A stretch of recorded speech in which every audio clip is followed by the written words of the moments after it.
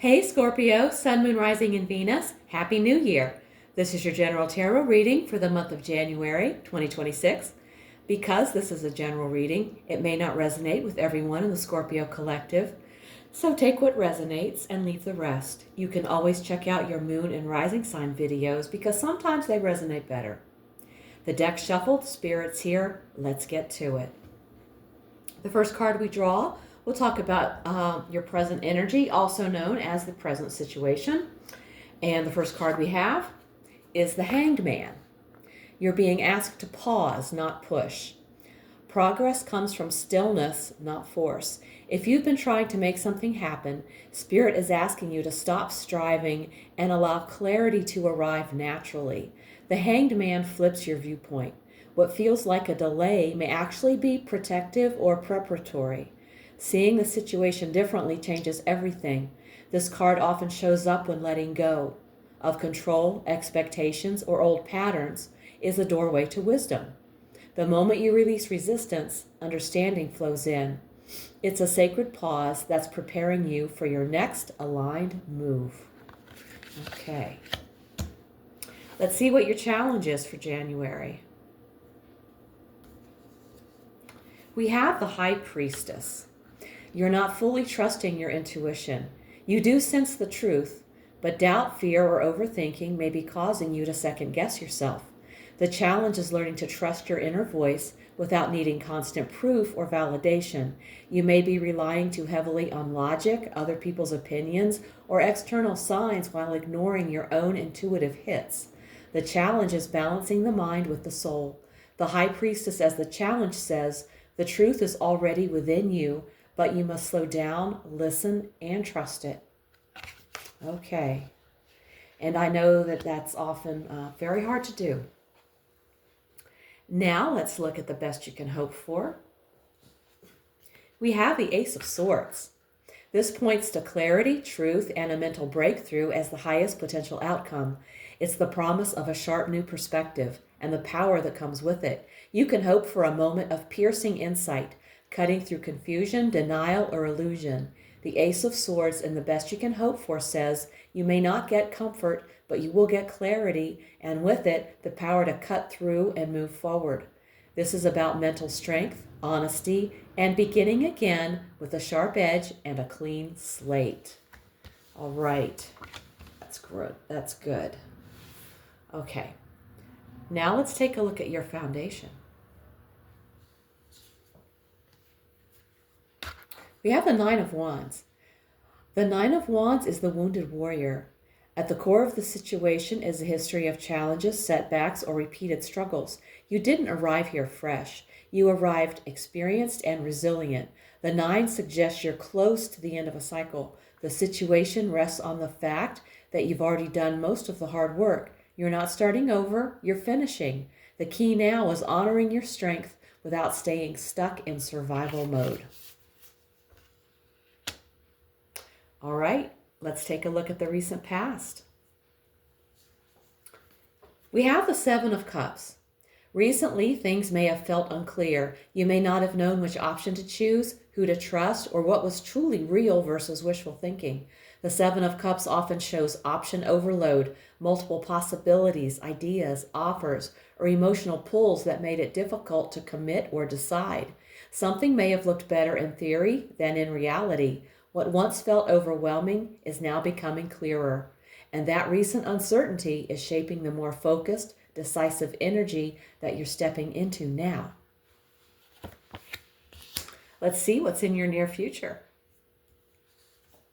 We have the Three of Cups. A milestone, reunion, or good news is likely coming. This could be anything from a birthday, engagement, project success, or emotional breakthrough, and it'll be something worth celebrating, not alone, but with others. You might be coming out of a heavy or intense time, and this card offers a refreshing emotional shift. You're about to enter a period of shared joy, celebration, and emotional uplift. Connection is coming. Let it fill your cup. And now let's take a look at you. We have the Eight of Pentacles. You're actively learning, improving, refining, or building something step by step. Even if progress feels slow, Your dedication is real and meaningful. You're approaching this situation with concentration and intention. Distractions are being minimized. You want results, and you understand that results come from consistency. Your effort, focus, and willingness to grow are central to how this situation unfolds. Keep going, but remember, progress counts even when it's quiet. And now let's see what's hanging around in your environment. We have the Fool. Life around you may be shifting in a way that encourages or forces you to step onto a new path. Doors may be opening or familiar structures may be loosening so you can take a leap forward. Something around you is supporting liberation, new opportunities, a change of scenery, or circumstances that make it easier to detach from the past. The world around you is shifting into a fresh chapter, full of potential but not yet defined. You're being influenced by energies that support new beginnings, risks, and leaps of faith. And now let's look at your hopes and fears. We have the Nine of Swords. You may fear being overwhelmed by guilt, anxiety, heartbreak, or failure. At the same time, there's often a strange hope attached, the hope that bringing these thoughts into the light might finally break their hold. You're likely afraid of losing control, being consumed by shame, grief, or anxiety. The mind is racing with worst-case scenarios. You may feel being exposed. You may fear being exposed, rejected, or haunted by something unresolved. You're caught between dread and the desire to heal. Okay, a lot of mental anxiety with that card. And now we've reached the outcome. We have the Four of Pentacles. This suggests that the situation will likely lead to a state of holding on tightly, whether to money, control, safety, or emotional boundaries. It points to a future marked by stability, but also resistance to change or risk. The outcome may bring stability, but also tightness, financially, emotionally, or energetically. Whether this is positive or limiting depends on your deeper goals. Do you want safety or freedom, control or connection? Okay, now let's take a look at the bottom of the deck and see the energy underlying everything in this reading. We have the Knight of Cups. At the core of the situation is a desire for emotional fulfillment, romance, or meaningful connection. Even if the reading focuses on practical matters, the heart is heavily involved underneath it all. The Knight of Cups carries dreams, hope, and emotional vision. At the bottom of the deck, this suggests you may be quietly imagining a better, more emotionally aligned future, even if you're not talking about it. There is a quiet, emotional, or spiritual quest unfolding beneath everything else. When acknowledged consciously, it can guide you toward deeper alignment rather than unconscious longing. All right, and now we're going to take an oracle message. Message from Spirit to the Scorpio Collective. And we have, take charge. You're taking a back seat in a relationship or situation, and it may end up costing you time, money, or opportunity. You need to step up and regain control once again. That is a great message. Thank you, Spirit. Scorpio, this reading shows a powerful turning point, not through force, but through awareness. You've already endured the hard part.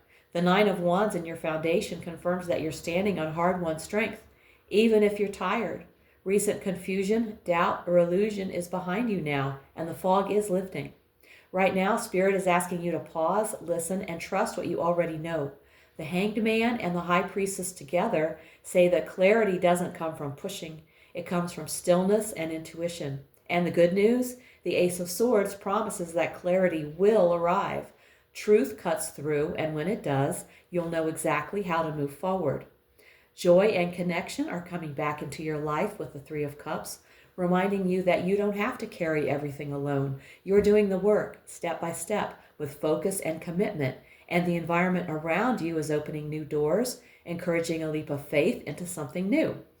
Your fears are understandable. Anxiety, overthinking, and emotional heaviness may still whisper in the background, but the outcome asks an important question. Will you choose safety at the cost of connection, or will you allow yourself to soften where it matters most?